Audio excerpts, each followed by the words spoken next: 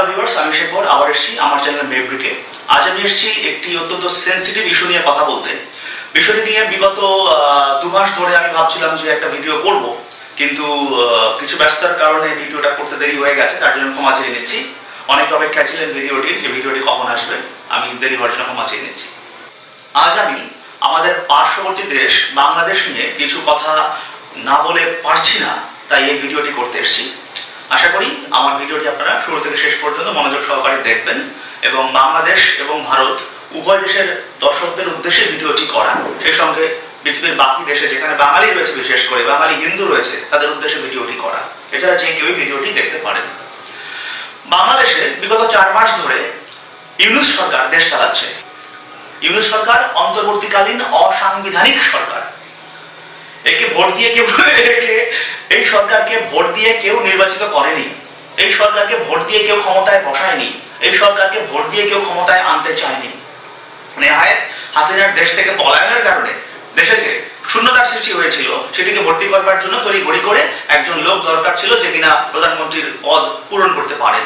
এবং যেহেতু তিনি একজন নোবেল বিজয়ী, নোবেল লরেট, শান্তিতে নোবেল পুরস্কার পেয়েছেন, সেহেতু তাকে সবচেয়ে যোগ্য প্রার্থী মনে করে সেই প্রধানমন্ত্রীর চেয়ারে তাকে বসিয়ে দেওয়া হয়।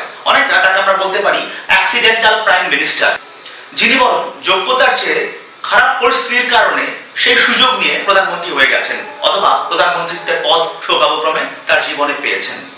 এবারে ইউনূসকে নিয়ে কিছু কথা না বলে পারছি না দর্শক। এই লোকটি একজন নোবেল বিজয়ী, নোবেল লরেট নিঃসন্দেহে। তিনি শান্তির জন্য 2006 সালে নোবেল পুরস্কারে ভূষিত হন। পুরো পৃথিবী তাকে প্রচন্ডভাবে সম্মানের চোখে দেখত এবং বাংলাদেশের প্রতিটি জনগণ তাকে অত্যন্ত সম্মানের চোখে দীর্ঘদিন গণ্য করে এসছে। কিন্তু এই প্রধানমন্ত্রীত্বের পদ নেয়ার পরে তিনি তার 84 বছরের জীবনে যত সম্মান কামিয়েছিলেন, সমস্ত সম্মান ধুলোয় মিশিয়ে দিয়েছেন 4 মাসের মধ্যেই। 7ই অগস্ট তিনি ক্ষমতায় বসেন। ক্ষমতায় বসবার পর থেকে আজকে 4 মাসের উপরে পার হয়ে গেছে। আজ বিজয়ের দিন 16ই ডিসেম্বর। আজ বাংলাদেশের বিজয় দিবস, সেই সঙ্গে ভারতবর্ষেও দিবসটিকে উদযাপন করা হচ্ছে, কারণ ভারতবর্ষের অনেক সৈনিকও আজকের দিনটিতে নিহত হয়েছিলেন বাংলাদেশকে স্বাধীন করতে গিয়ে। আজকে 4 মাসের উপরে এই সরকার বাংলাদেশে প্রতিষ্ঠিত রয়েছে। বিগত 4 মাসে এই ইউনূস সরকার বাংলাদেশকে একেবারে ধ্বংস করে দিয়েছে, একেবারে পঙ্গু করে দিয়েছে, একেবারে ধ্বংসের দ্বার প্রান্তে নিয়ে গিয়ে আছড়ে মেরেছে। এই সরকার বাংলাদেশে বিগত 4 মাসে অনেক কুকীর্তি ঘটিয়েছে। অনেক কুকীর্তির জন্য তার বিরুদ্ধে অভিযোগ রয়েছে। এই ইউনূস সরকার বাংলাদেশে যখন ক্ষমতায় আসে, তখন থেকেই সেদেশে নানা সমস্যা দেখা দেয়। প্রথমেই তিনি যে কাজটি করতে চেয়েছিলেন বা বলেছিলেন মুখে মুখে, সেটি হচ্ছে সংখ্যালঘুদের উপরে বা বিশেষ করে হিন্দুদের উপরে, হিন্দু জনগোষ্ঠীর উপরে 7ই আগস্ট থেকে চরম নির্যাতন নেমে আসে, চরম অত্যাচার নেমে আসে। অনেক হিন্দুর ঘরবাড়িকে জ্বালিয়ে পুড়িয়ে ছারখার করে দেওয়া হয়। অনেক হিন্দুর ব্যবসা প্রতিষ্ঠান, দোকানপাটকে ভাঙচুর করা হয়, লুটতরাজ করা হয় এবং অনেক হিন্দুকে হত্যাও করা হয় নির্মমভাবে। এবং অনেক হিন্দু মা বোনকে ধর্ষণ করা হয়। এই যন্ত্রটা চিনস? 10 বছর আগে 3টা গুলি খরচ করছি। জনের মাস্টার খাইছে 2টা, গোলাম আলী লাইসাল খাইছে 1টা। 3টা রাখছি তোদের জন্য, তোদের মতো নির্যাতি তার জন্য। 1টা দিয়ে তোরে খামু, আর বাকি 2টা বুঝতে পারছিস? আজ তোরে মাফ করলাম, এরপরে সম্পত্তির কথা মুখে আনবি তো?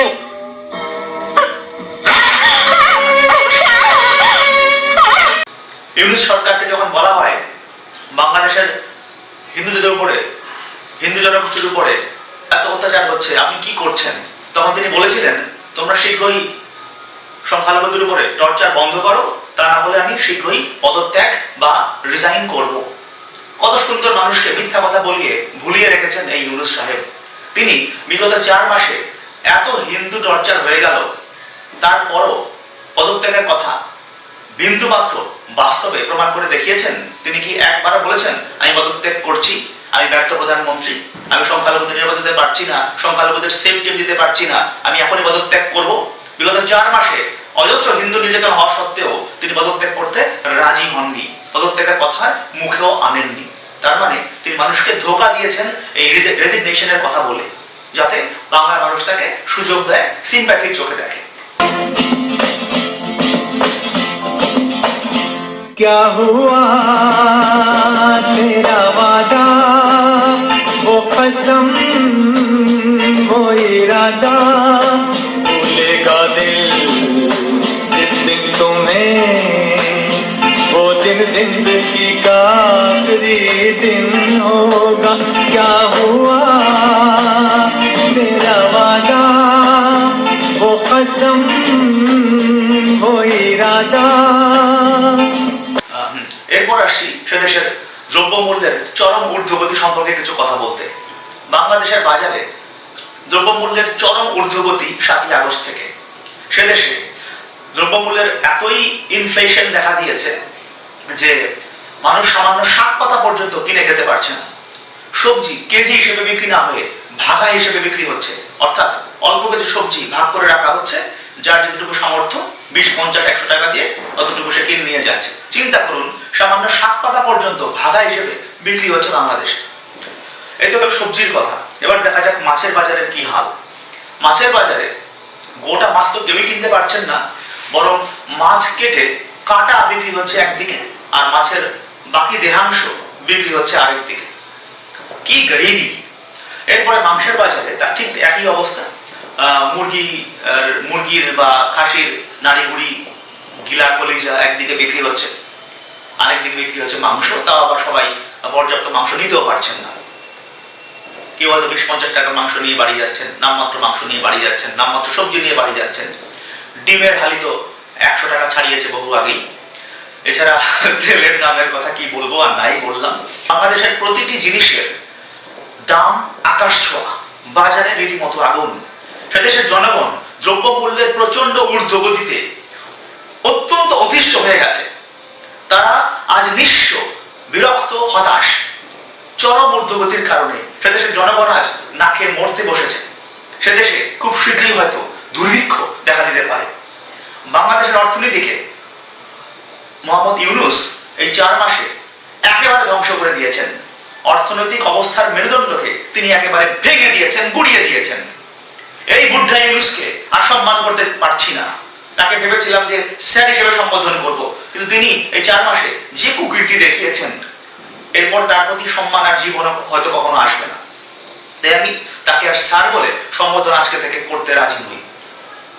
তিনি যে কাজ করেছেন সেই হিসেবেই তাকে সম্বোধন করা হবে আজকে থেকে।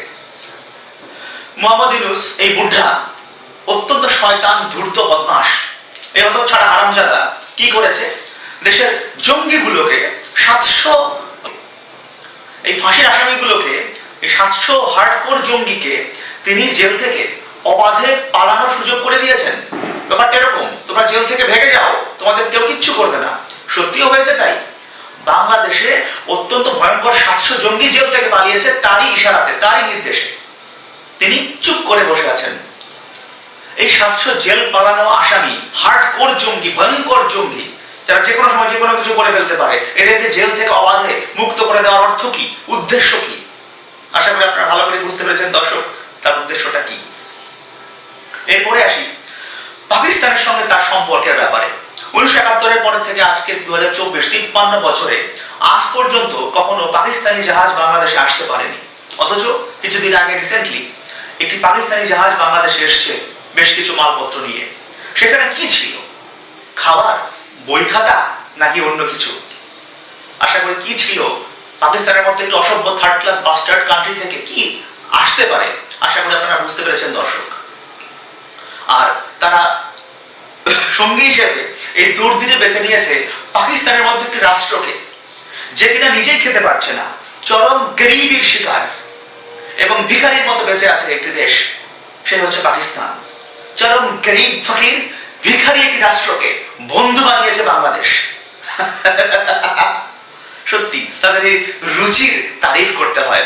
অনেকটা সেই বাংলাদেশের সিনেমার ডায়লগের মতো লাগছে। চলুন দেখা যাক। অসম্ভব, কোনোদিন হতে পারে না।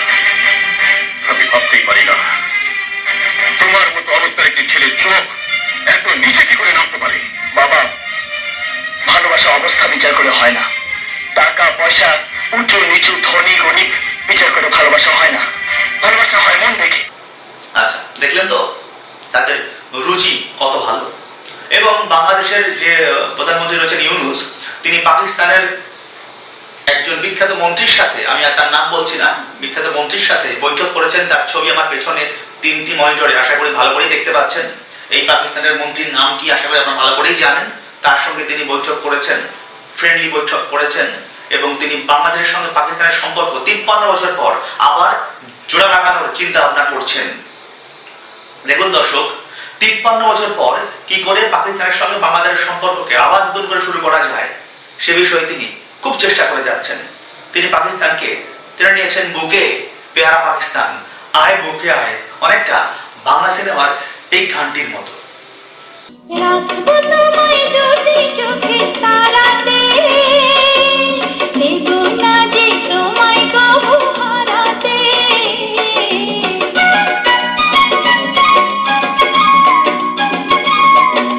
বুকের মাঝে যেমন করে থাকে প্রাণ, তেমনি তুমি থেকো বুকে আমার জান।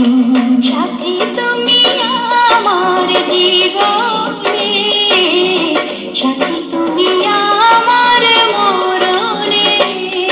এই শয়তান, সৎ প্রতারক, চতুর বদমাশ, হতচ্ছাড়া ইউনূসকে শীঘ্রই বাংলাদেশের প্রধানমন্ত্রীত্বের আসন থেকে আপনারা নামান। উদ্দেশ্যে বলছি, আমি সমগ্র বাংলাদেশি ভাইদের উদ্দেশ্যে বলছি, আপনারা অবিলম্বে এই বদমাশ ইউনূসকে গদি থেকে নামান। আর না হলে সে আপনাদের দেশকে ছাড়খাড় করে দিয়ে পালিয়ে যাবে। তার রয়েছে কোটি কোটি টাকা, সে তার বাকি জীবনটা আরামসে কাটাতে পারবে। সে কখনো না খেয়ে থাকবে না, না খেয়ে থাকবেন আপনারা। দেশে যুদ্ধ লাগলে সে সুন্দর করে প্লেনে চড়ে পালিয়ে যাবে অন্য দেশে, ফ্রান্সে, আমেরিকাতে। তার গায়ে কিচ্ছু হবে না, তার গায়ে আঁচড়টুকু লাগবে না, অথচ সে যুদ্ধের আগুনে কিন্তু পুড়ে মরবেন আপনারা। কাজেই এই লোকটিকে, এই বুড্ডা বদমাশ জচ্চুর হতচ্ছাড়া হারামজাদা ইউনূসকে আপনারা এক্ষুনি আসন থেকে, প্রধানমন্ত্রীত্বের গদি থেকে নামিয়ে ফেলুন। ইউনূস, তোকে বলছি, তোর বয়স 84 বছর, সারা জীবনে যত মান সম্মান কামিয়েছিস সব এই 4 মাসে ভালো করেই ধ্বংস করে দিয়েছিস তুই নিজের কুকীর্তির দোষে। তোকে বলছি, হ্যাঁ তোকে বলছি, ভালো করে শোন। হিন্দুদের উপরে যে অকথ্য নির্যাতন, হত্যা এবং হিন্দু নিধন যজ্ঞ চলছে, তুই তার বিরুদ্ধে এখনো পর্যন্ত বিন্দুমাত্র ব্যবস্থা গ্রহণ করিসনি। তা দেখে পরিষ্কার বোঝা যায় যে তুই চরম মাত্রায় হিন্দু বিদ্বেষী, এবং তুই বাংলাদেশকে হিন্দু শূন্য করার ক্ষেত্রে প্রত্যক্ষ বা পরোক্ষভাবে অবশ্যই সাহায্য করছিস প্রতি মুহূর্তে। এবং তুই জঙ্গিদের সরকার, তুই জঙ্গিদের রাজা, তুই জঙ্গিদের সম্রাট। একথা পুরোপুরি পরিষ্কার হয়ে গেছে আজকে। ডেথ সেন্টেন্স পাওয়া জঙ্গিদের, সন্ত্রাসীদের রাজা, তুই ওদেরকে প্রচন্ড ভালোবাসিস, প্রচন্ড ভালোবাসিস। আর তোর এই শেষ জীবনে, শেষ বয়সে পাকিস্তান প্রীতি, এই পাকিস্তানের প্রতি যে গভীর প্রেম ও ভালোবাসা জেগে উঠেছে, সেটি সবাই বুঝতে পেরেছে।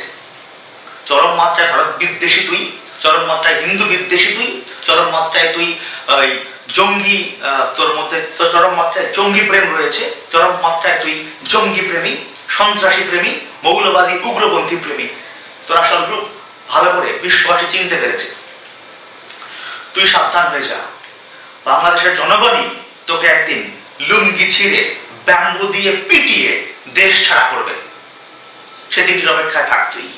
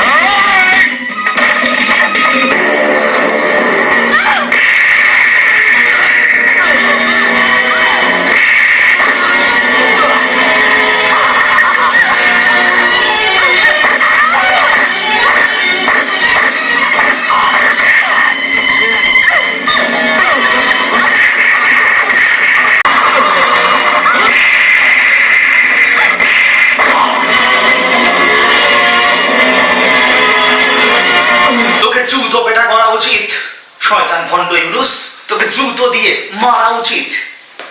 জুতো পেটা, চিনিস জুতো পেটা? জাত ফকিন্নির বংশধর, জীবনে খেয়েছিস? ভালো খাবার দাবার খেয়েছিস?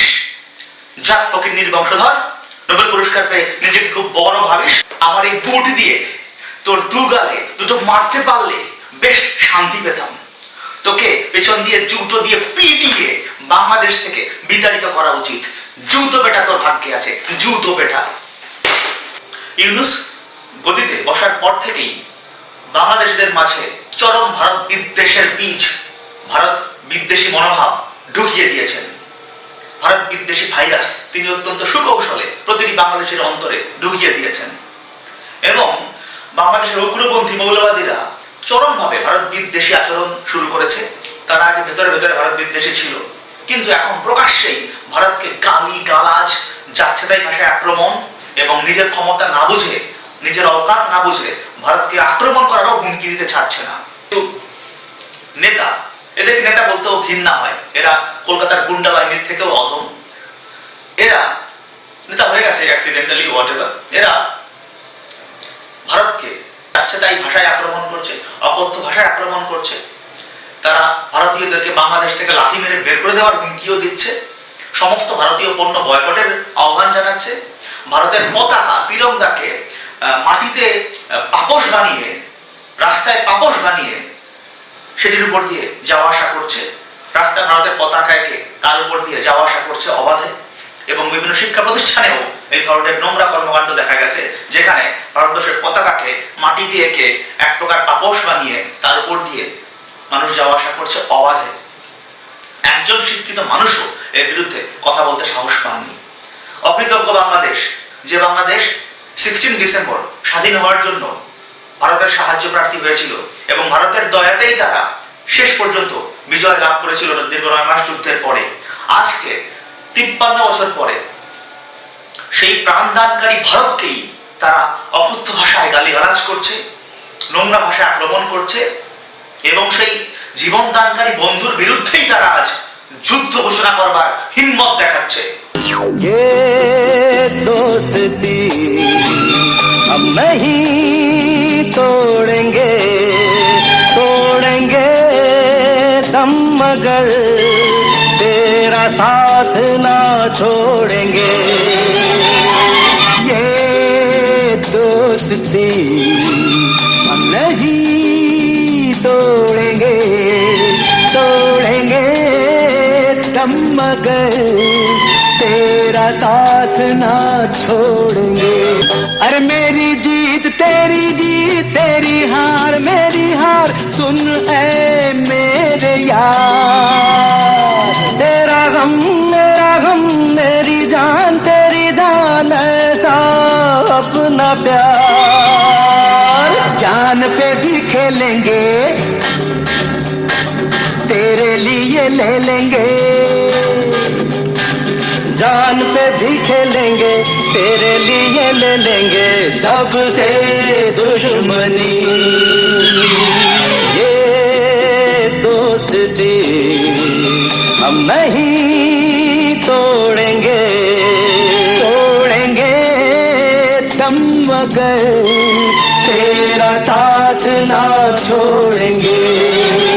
है तो नजर हम अगर देखो तो नहीं, अरे हो जुदा या खफा ए खुदा, है दुआ ऐसा हो नहीं।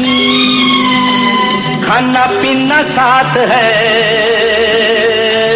मरना जीना साथ है।